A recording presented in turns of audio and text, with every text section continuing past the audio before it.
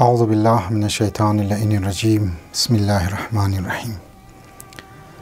عزیزان محترم، یک نکته اخلاقیه که آیا مو جایز است، یعنی اجازت داره که گناه خوگیری بعضی از افرادها بیان کنی. بعضی از افرادها را انسان میگرنه که به عنوان یک درد دل پیش یک دوست مورا اقرار مونه که من فلان گناه کردم، زنا کردم، شراب خوردم یا یگو کار دیگه که استزیشت انجام داده. جواب از این است که مو بجز نزد پروردگار عالم دیگه مجاز نیست، یعنی جایز نیست که مو بورگیری یگو کس گناه های خود اقرار کنی یا بگی ما اینی گناه را کردم اونو گناه را کردم. با خدا انسان باید صحبت کنه، استغفار کنه، خدایا ما گناه را کردم مرا ببخشو. لذا در مرحله اول باید گیری پروردگار عالم باید بوره. باز از او بعد میتونه انسان گیری پیامبر خدا محبوب پروردگار عالم و اهل بیت علیهم السلام به عنوان ازی که راه نجات پیدا کنه، یک دعا شیر بیده، میتونه اونجا اقرار به گناه کنه و باز بعد توبه کنه.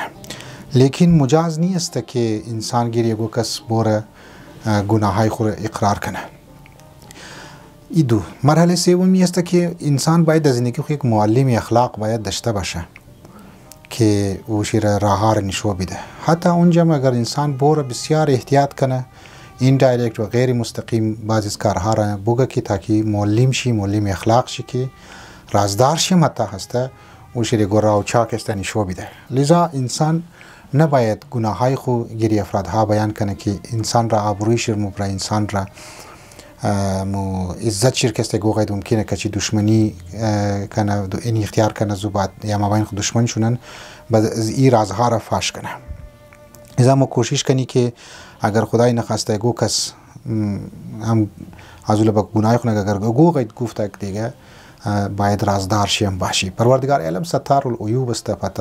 پروردگار عالم خودش ستار است، پرده پوش است. وقتی که خداوند متعال پرده پوش است، کسی که گناه منعفت که انتشت که تا فرشتگان خدا هم اطلاع پیدا نم نز گناهشی از او بعد نامه اعمال چی لیکایی مونه. لذا انسان باید کوشش کنه که گناه را کستگیری دیگه کس نگه. پروردگار عالم اور توفیق بده اول گناه نکنیم. اگر یگو غیت از غلطی گناه شد از خدا استغفار کنیم، پیش خدا توبه کنیم و خصوصا شبهای ماه مبارک رمضان که ماه شبهای توبه هست، شبهای راز و نیاز است که ما شما باید این شبها توبه کنیم.